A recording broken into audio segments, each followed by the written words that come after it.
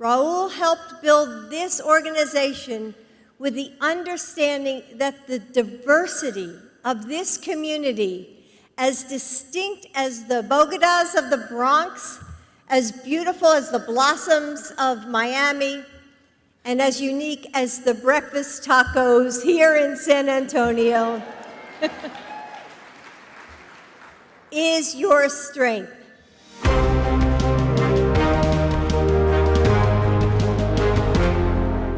This episode of Verdict with Ted Cruz is sponsored by American Hartford Gold. If you're like me, then you are growing more and more concerned about the state of our country and about your own future. Inflation is at the highest rate that we've seen in 40 years, and interest rates are skyrocketing. In fact, market experts like Jamie Dimon, who is the CEO of JP Morgan, are not only predicting that we will face an economic recession, they're using phrases like economic hurricane and unprecedented. If you want to protect your future, then do what I did. Call the only precious metal dealers that I trust, American Hartford Gold. They can show you how to hedge your hard-earned savings against inflation by diversifying a portion of your portfolio into physical gold and silver. All it takes to get started is a short phone call, and they'll have physical gold and silver shipped directly to your door, or perhaps into your IRA or 401k. And they make it easy. They're the highest rated firm in the business with an A+ rating from the Better Business Bureau and thousands of satisfied clients. And if you call them right now, they will give you up to $1,500 of free silver and a free safe on your first qualifying order. So don't wait. Call them now. Call 855-768-1883. That's 855-768-1883. Or if you prefer text messaging, you can text the word CACTUS to 65532. Again, the phone number is 855-768-1883, or you can send the word cactus via text message to 65532. You'll be glad you did. Welcome back to Verdict. I'm Michael Knowles, joined as ever by my favorite taco, Senator Ted Cruz. Senator, how spicy are you feeling today? I feel like a good chorizo and egg and cheese taco. And Michael, I got to say, there are times when life imitates satire. If Saturday Night Live was trying to mock an out-of-touch Democrat going in front of an Hispanic audience and saying, "You guys are a bunch of tacos," like, I'm sorry, Tina Fey could have delivered that line. Your tacos and the Bogotas. Isn't Bogota the capital of Colombia? Like apparently Jill's never been to a bodega. I mean, that is just weird, and it typifies the out of touch Democrat condescension to Latinxes. By the way, that conference was the Latinx explosion, and I got to tell you right now, anyone who puts an X in the word Latino or Latina ain't actually one of them. It is only a woke white leftist are the only people that stick X's in it. And that's apparently why the Bidens think we're tacos. I can't wait for Jill Biden to pander to my community, the Italian-American community, and say, you know, you Italian-Americans, you're greasier than a bowl of scungili. You are slipperier than a nice focaccia bread. I don't think it would do a lot to win over the Italian vote. And I do know Democrats have been struggling with the Hispanic vote.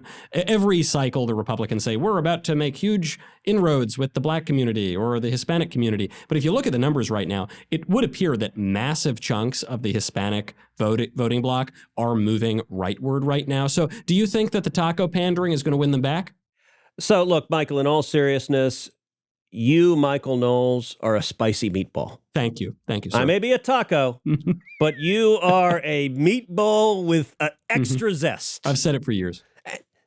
And look, since I'm Irish and Italian too, maybe I got a little meatball in my taco, and I don't know, Irish with a pint of Guinness. I don't know. I don't even know. It's that's not too bad. I've never had Guinness for breakfast, but breakfast taco, and there we go. We're set. It's actually amazing what is happening with Hispanic voters. By the way,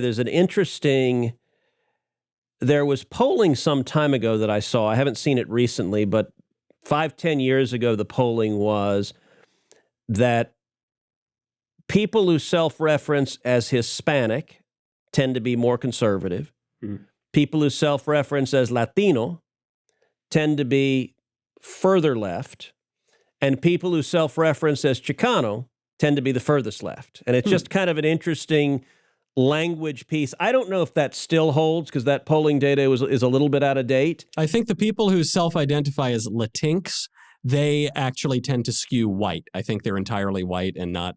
Yes, and woke and confused. It's the opposite of dazed and confused. It's They're very woke. You know, it's an amazing thing.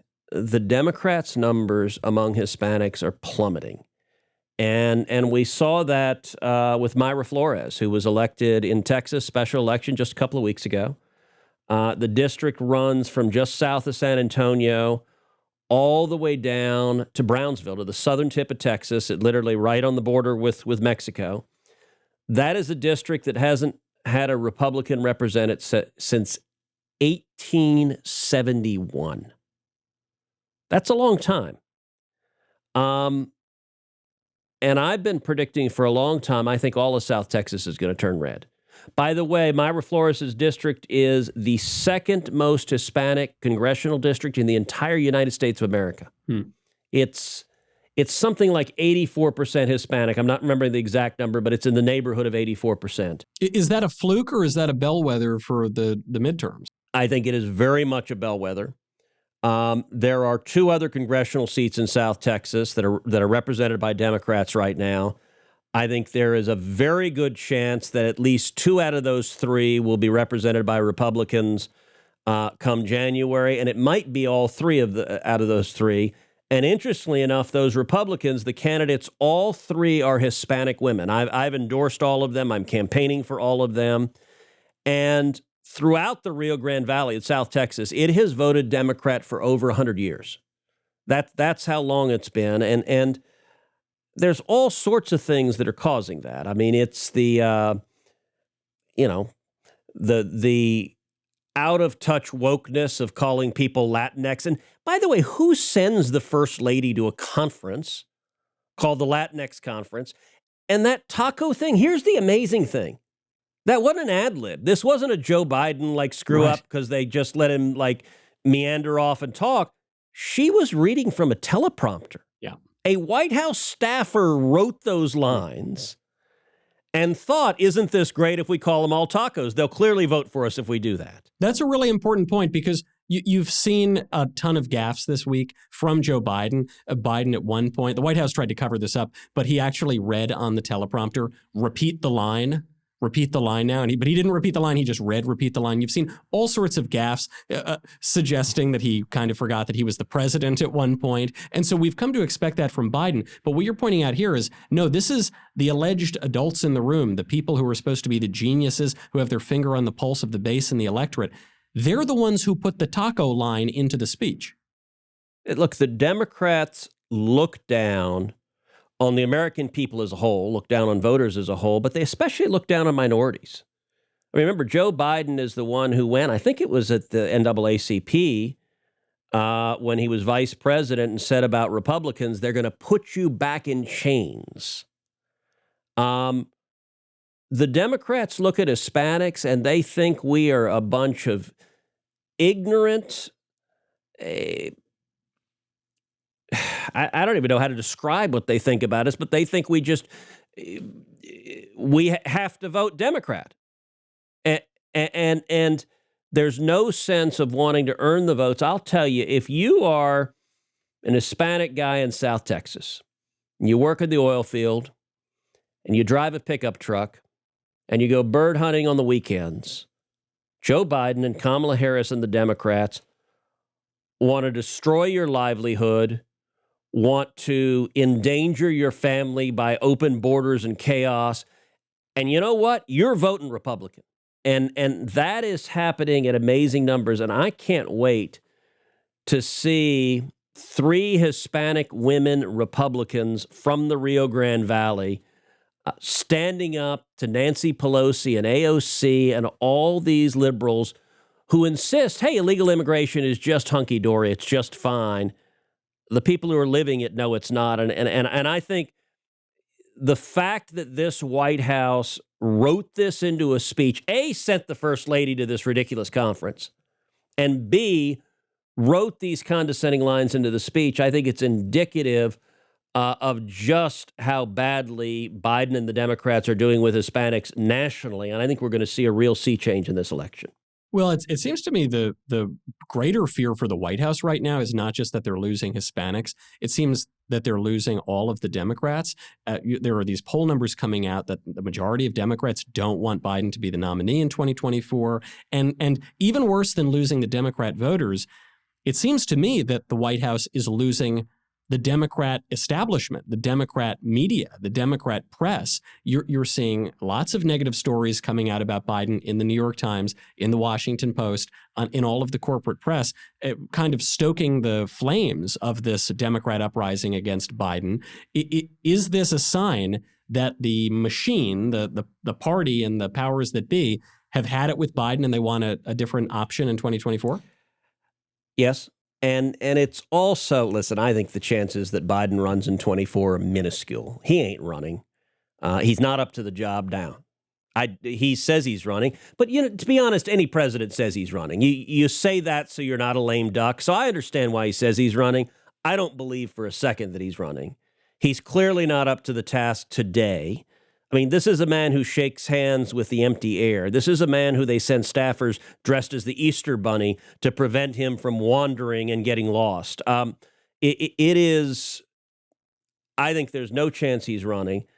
But some of these stories you got to understand are ambitious Democrats trying to take him out. And we can already see the daggers between Kamala Harris and Pete Buttigieg, both of which are it's not even daggers, it's chainsaws, it's Patriot missiles they're firing against. They're probably Scuds, but and by the way, Gavin Newsom now, your former governor, chiming in and trying desperately to say, look at me, look at me.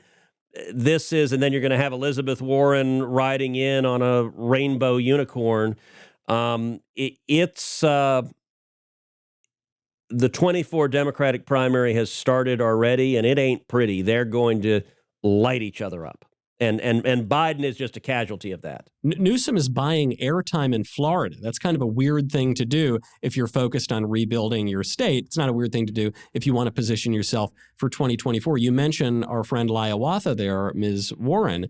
Elizabeth Warren seems to be riding in on this issue of abortion. She's focusing so intently. I mean, you can almost see the fire in her eyes when she lights up, first about the leak, then about the Dobbs decision, now about the pro-life laws all around the country. You had a pretty bizarre exchange today in the Senate. There was a hearing on abortion. I looked at polls. I saw that for only 15% of the electorate is abortion the top issue. Most people don't vote on abortion, whether we're talking pro-life or pro-abortion. The Democrats' abortion position, abortion on demand without apology until the moment of birth, that is not where the American people are. No polls suggest that it is. Is this going to be a winner for Liz Warren? Do the Democrats really think that they should keep putting their pro-abortion talking points in before the midterms? So look, it might well be a winner for her in the Democrat primary. Their primary has become a race to the crazy left. It's not a winner, I don't believe, in the general election. And, you mentioned we had a hearing today in the Judiciary Committee that Dick Durbin, the chairman of the committee, held. And it was designed to describe what an apocalyptic hell we're living in post-Dobbs, that without Roe, America is an unrecognizable, it's Mad Max at Thunderdome. It's truly horrific. And I got to say, I think the hearing went really, really badly for Democrats. I think by the end of the hearing, even the Democrats were starting to recognize this is not going the way we wanted it to. Senator, I think you're being modest, actually. I think what happened is that you personally rhetorically shivved poor Dick Durbin, and you didn't do it by lobbing any bombs.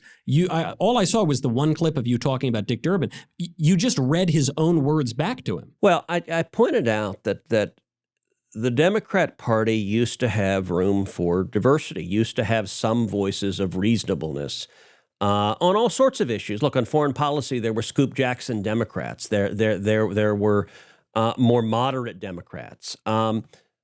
Planned Parenthood versus Casey. A lot of people don't know that the Casey there was Governor Bob Casey Sr. He was a Democrat. He was strongly pro-life. Today's Democrats have said, if you're pro-life, get out of the party. We don't want you. And so at the hearing, I took a chance to say, all right, we should reflect on just how radicalized the Democrat Party's gotten on abortion. And I said, for example, when Roe versus Wade was decided, 1973, one person who was very critical was a person named Joseph Robinette Biden Jr., who said in 1974, quote, "I don't like the Supreme Court decision on abortion. I think it went too far. I don't think that a woman has the sole right to say what should happen to her body." So that was Joe Biden in 74. And I put it and I said, well, okay, maybe 74 is a long time ago. He's woken up since then. Well, let's look at Joe Biden in 2007. 2007 is just 15 years ago. Joe Biden is on Meet the Press. Tim Russert says, quote, "You supported that ban on late-term abortions." And Biden said, quote, "I did, and I do." That was just 15 years ago. That was the position of Joe Biden. Just a few weeks ago, the Democrats voted to strike down every ban in the country on late-term abortions, and every single Democrat but one voted for it. The view of Joe Biden 15 years ago or 1974 is no longer allowed in today's radicalized Democrat Party. And then here's what you referenced that I pointed out to show just how far it was gotten. It's not just Joe Biden. The chairman of the Judiciary Committee, Dick Durbin, in June of 1983, Durbin wrote a letter, and here I quoted it at the hearing. The letter says, quote, "I have clearly studied the issue of abortion in depth, and I'm in favor of the Eagleton Amendment, which states clearly that the right to abortion is not guaranteed by the U.S. Constitution. The effect of this amendment will be to return us to the legal environment which existed before Roe versus Wade in 1973." And it was signed Richard J. Durbin, member of Congress. And it wasn't just in 1983. Fast forward to 1989, so 6 years later. Chairman Durbin wrote, again, and here's a quote, "I believe we should end abortion on demand, and at every opportunity I have translated this belief into votes in the House of Representatives. I continue to believe the Supreme Court's decision in Roe versus Wade should be reversed." Dick Durbin, now the chairman, Democrat chairman of the Judiciary Committee, and he's one of the people who happily voted to strike down every single restriction of abortion on the country and to allow unlimited abortion on demand because the Democrats are wildly out of step on this issue. What's amazing is that you're reading their own words, you're gutting their argument with their own words from the distant past and the not so distant past. Wasn't even the craziest exchange that I saw. Frankly, it might not have even been in the top two craziest exchanges that I saw during this hearing today. The Democrats put forward some pro-abortion radical, and your colleague from Texas, Senator Cornyn, couldn't get an answer out of her, or it took a while to get an answer out of her, on the value of babies. Yeah, it was really extreme. I do want to say before we leave the Durbin thing, so I give my questioning with a poster board behind me with the images of the letters from Durbin with his signature. And look, to be honest, I mean, I'm filleting the guy who's sitting about 8 feet from me. I read all of these quotes. I end my remarks with what the Supreme Court has done is return this deeply personal, deeply important, deeply contested, contentious issue to the voters to let the American people decide. That's democracy, and all of us should be happy about that. Durbin then has a chance to respond. Here's his response. I'm going to quote it in full. "Thank you, Senator Cruz." It's a smart response. That literally is how he responds to my reading his letter, 2 letters, while I'm sitting with a picture of him behind me. Well, what's he going to say? What's he going to say? He's sitting there. You got him dead to rights. He knows he can't win. So, okay, moving on. All right, so then we get to Cornyn. Cornyn asked questions after me, and there was this law professor who is as radical a Democrat witness as I've ever seen. She's African-American woman. She's a law professor whose specialty is abortion. Yeah. So, like, she is at a law school, and all she does is advocate for abortion all day long. And so Cornyn starts by saying that her testimony says that African Americans have abortions at a rate 3 times or 4 times greater than non-white Americans. And he asks her, is that a good thing? Is that systemic racism? And she won't answer whether it's a good thing for there to be more black abortions or not. She refuses to answer that. So then Cornyn goes in and he asks a very simple question. Do you think that a baby that is delivered alive has value? This witness is silent for, I went back and counted it, 1 second, 2 seconds, 3 seconds, 4 seconds. And finally she says, yes. I got to tell you in the room, those 4 seconds were a long time. The question was, do you think a baby that is delivered alive has value? So Cornyn goes on and says, do you think that a baby that is not yet born has value?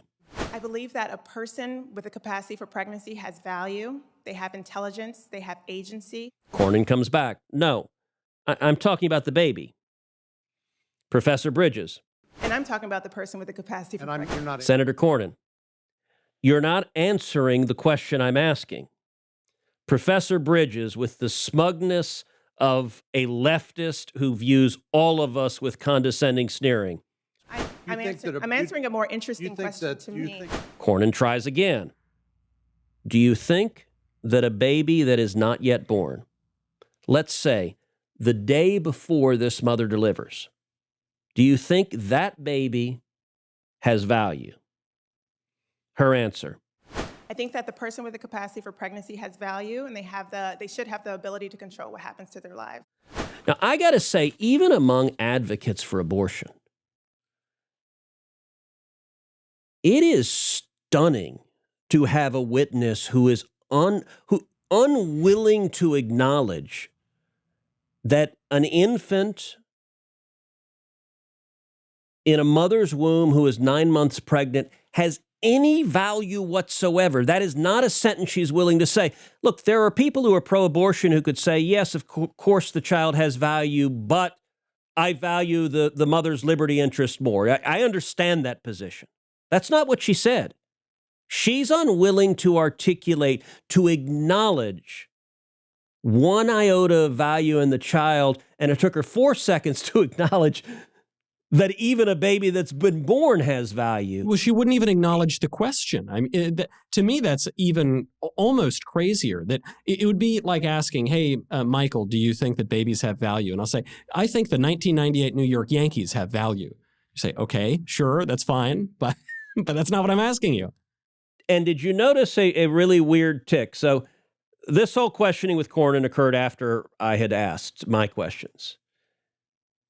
Did you notice a word that she didn't use in response to any of those questions? The most controversial word around today. It's the word that Justice Ketanji Brown Jackson doesn't know what a woman is. And she kept using this phrase, a person with the capacity for pregnancy, which I don't think I've ever heard that phrase until this afternoon. And that led to one of the most astonishing exchanges. So after Cornyn, Josh Hawley from Missouri had an opportunity to question her, and he couldn't help but ask about this bizarre phrase she kept using, a person with capacity for pregnancy.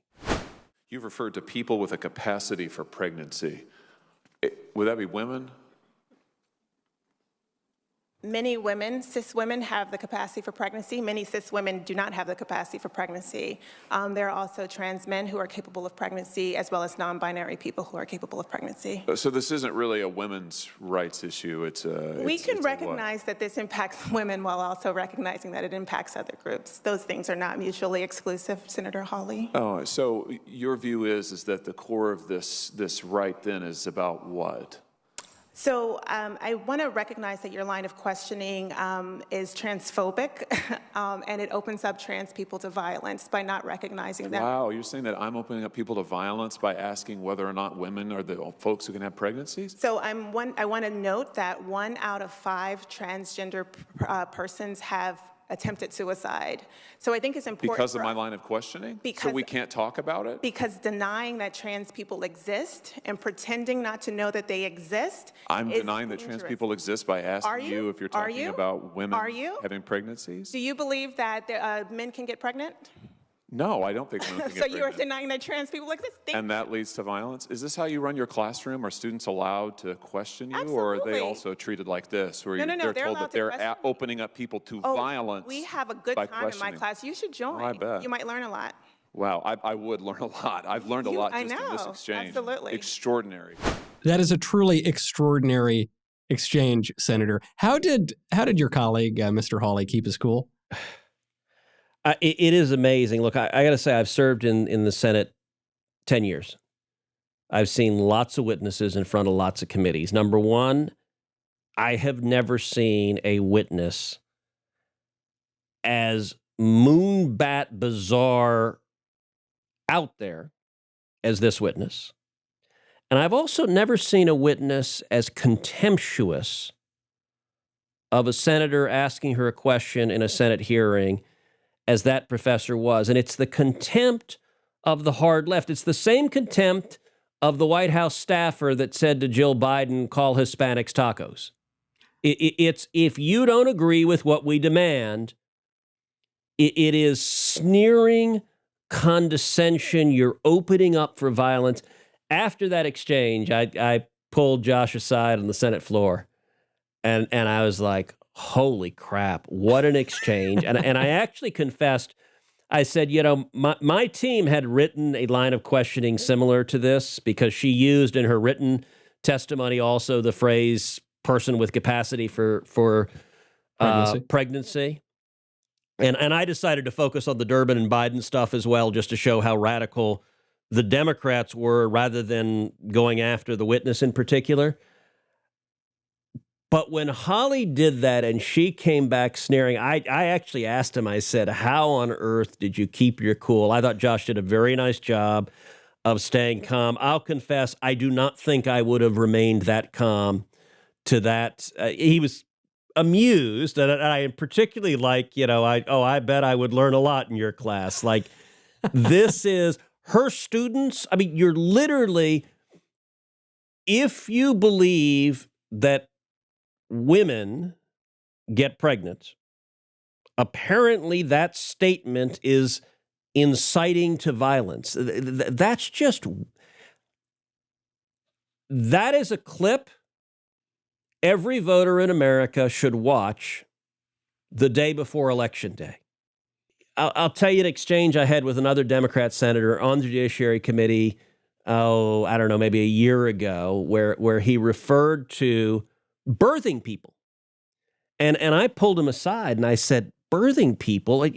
Is your base really that moonbat crazy that you can't say moms? Like is the word mother now forbidden? And he basically admitted, yeah, it is. And you just saw she's unwilling to acknowledge that it is women who give birth. There's an irony to this, too, which is that their own people don't love this. I mean, I'm with you. I think we should plaster this clip everywhere. I endorse this woman, Professor Bridges. I endorse her for the 2024 Democratic presidential nomination. Please, Professor Bridges, now is the time. We need you to accuse 90% of America, which understands that men and women are different. We need you to call them all killers. That's the way that we want you to run that election. But and by the way, we need Kamala Harris and Elizabeth Warren and Pete Buttigieg and Gavin Newsom to get to the left of crazy That's lady. right. Like that. I don't even know what the next step is. Like if you're not allowed to say men and women,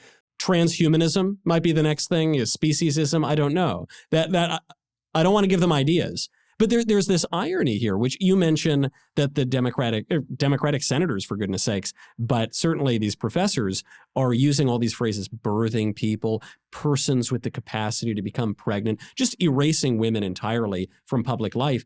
There was a major criticism of this the other day from my absolute favorite Twitter account. Sorry, Senator, you are not my favorite. My actual favorite Twitter account is Bette Midler. She posts by far the greatest stuff on that platform. Bette Midler, radical to the left, probably not the highest information voter out there. And she posts in one of her rants on Twitter, she says, these misogynists, these sexist conservatives, they're erasing women. They're taking away our rights. They won't even call us women anymore. They call us birthing people and all these sorts of euphemisms. And I read that and I said, well, I'm with you, darling. I'm with you, Ms. Midler.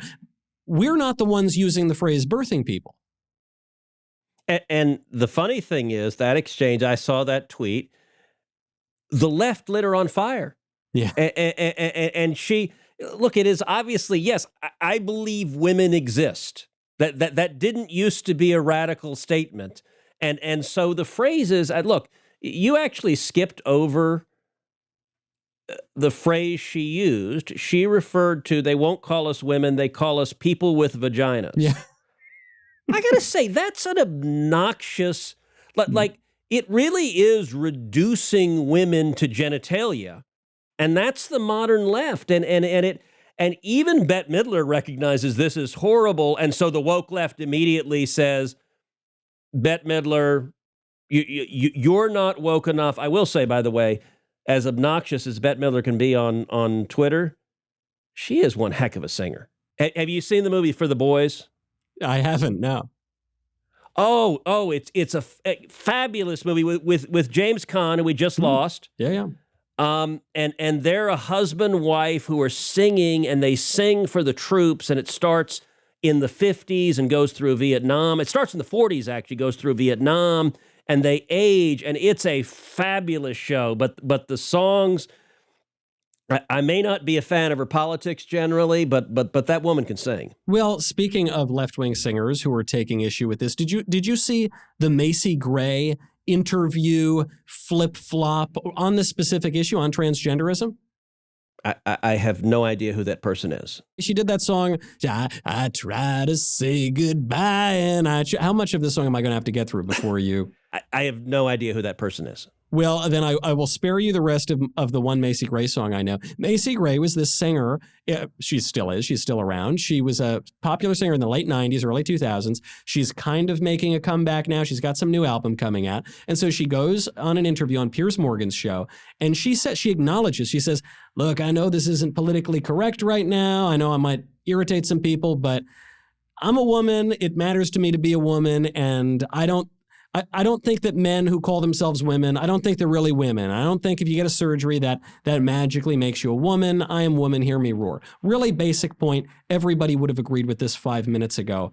The left lights her up. I'm sure she got a bunch of angry calls from her agent. She goes on the Today Show. She goes on with Hoda, the host on the Today Show, and it was like a hostage tape. And she's sitting there. This is just, 4 days after she made the comments of her very clear views that she had considered and she knew wouldn't be popular. And then she completely flips them. And the interviewer says, so Macie, have you learned? What have you learned? Have you been educated? And Macie says, yeah, well, I guess, anyway, yeah, okay, fine. Anybody can be a woman. All right. Can you buy my album now, please? And she was browbeaten into falling into line. But I wonder how many more. Macie Gray wanted to get rid of the national anthem, okay? Macie Gray wanted to get rid of the Star-Spangled Banner because she's so far to the left and she was swept up in the anti-American rhetoric of the last few years. She is not a conservative. Bette Midler is not a conservative. If the libs, if the Democrats are losing Bette and Macie, how many more people are they losing on this issue? Well, you forgot J.K. Rowling, who even Harry Potter has denounced J.K. Rowling, who wrote the whole damn thing, again, for the radical heresy of saying women exist. Yeah. So I sort of hope that this issue is one where the left is leaning really hard. Maybe because they really believe it ideologically, maybe because they need to serve a radical base. But I just think if now Bette Midler and Macie Gray and J.K. Rowling are considered on the right, how do they expect to win an election in November? Forget about 2024. Well, and actually, this connects back to the issue we started with, which was the whole Latinx thing. So look, literally the Spanish language, you define someone Latino and Latina based on whether they're male or female, and most words in Spanish are either male or female. The entire language is designed, is structured. In fact, one of the reasons my Spanish is so lousy is I screw up the male and female and all the time in Spanish. But someone putting Latinx in is literally saying your entire language and culture matters less to me than my ideology that women do not exist. I mean, that's weird. Well, now, this does get to a mailbag question we got, because if you look at the polls right now, the Democrats are underwater on every single issue, with the possible exception of COVID. That's the one issue where they might have a very slight net positive. So this question in from Jake.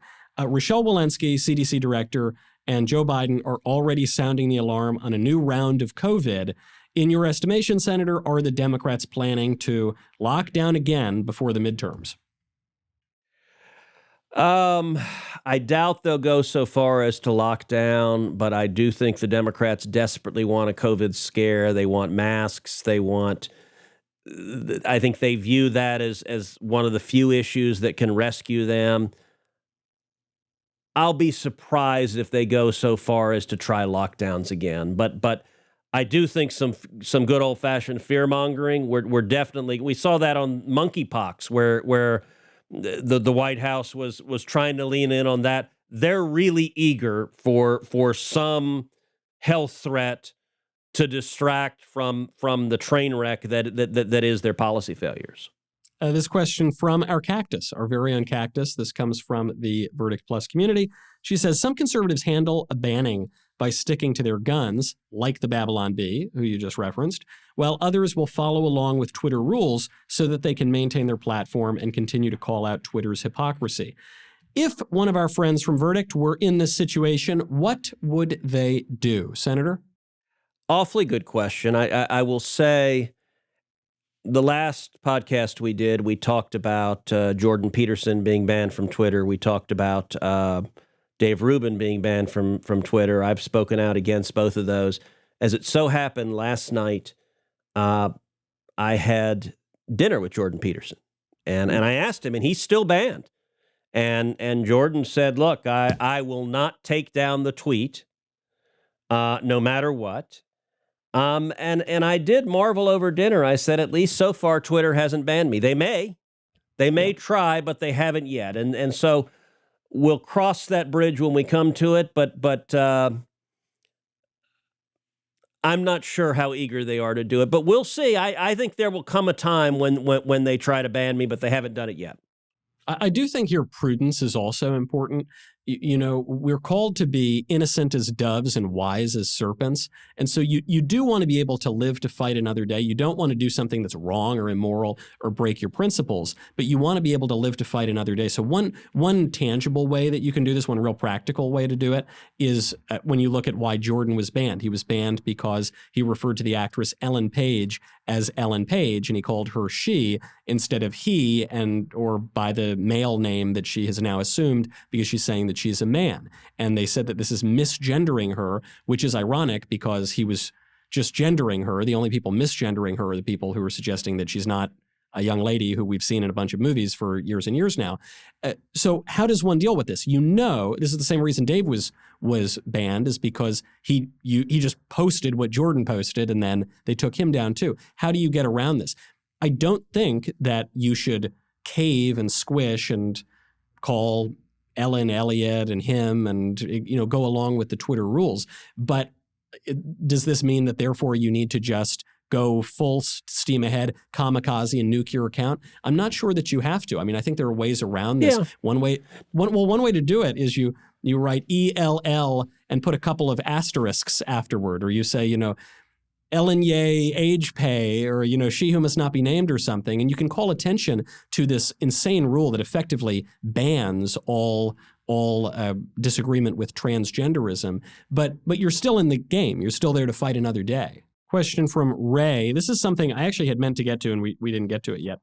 So I'm glad it came up. Will President Biden's executive order to protect abortion rights, and I saw the headline, I actually haven't read very much about it. Will that executive order to protect abortion rights nationwide have any power now that Roe v. Wade is overturned?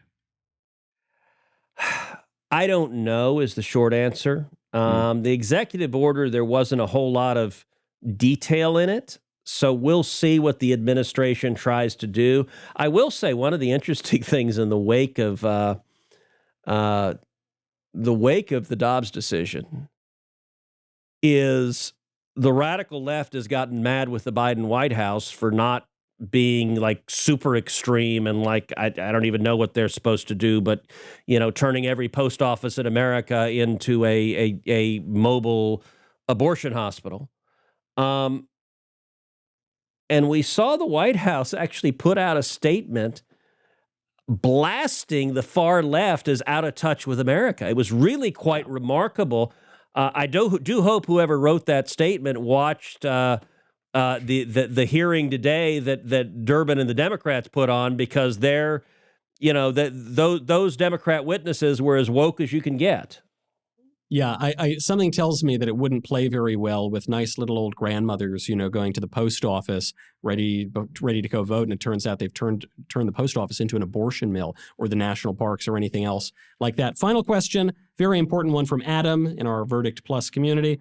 Michael and Ted, if you could eat anything right now in the whole world, what would it be? Cheese is my favorite food, a quesadilla. Like when I get home, my sort of comfort food at home, if I get home and I'm hungry, is I'll take a tortilla or two and just melt cheese in it, which just made me realize, holy crap, Jill Biden is right. I'm a taco, because that's what I have, is that I have a melted cheese quesadilla. Mm-hmm. No, that is obviously it. And it is Tuesday, Senator. It is Taco Tuesday. I will not say that what I would eat right now is a taco. I think that would be a direct threat against a U.S. senator. That would not be acceptable at all. So I'll keep mum. And Michael, I will give you. You need to answer the question from Verdict Plus, but I will give a shout out to my colleague Marco Rubio. So in response to the taco speech, I said I was a chorizo egg and cheese taco, which was fine. It was a decent tweet, but it wasn't fabulous. Marco sent out a picture of a taco and said, "My new profile picture." And I was like, all right, that is funny. That was props to best response I think I've seen was Marco's response. Mm-hmm. I guess I'll take inspiration from your description of me, Senator. I probably would just go eat a big fat meatball. I'm with you. I'm not a sweets guy. I'm a salty guy, a savory sort of guy. Really, probably what I would have is a delicious cigar. I ate dinner already as well. It's the end of the night. We've been unwinding. You have been working all day. We have to leave it there. If you have not subscribed, my friends, go over and subscribe on all of the podcast apps, on all of the video platforms, and especially the Verdict Plus community on Locals. Until next time, I'm Michael Knowles. This is Verdict with Ted Cruz.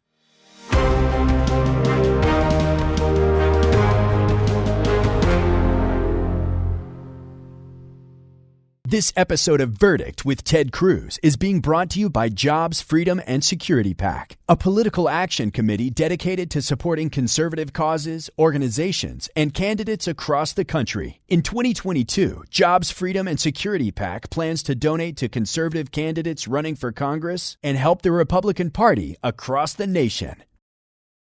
If you like this video, you should click the like button, and then you should subscribe, and you should ring the bell, and you will never miss another video.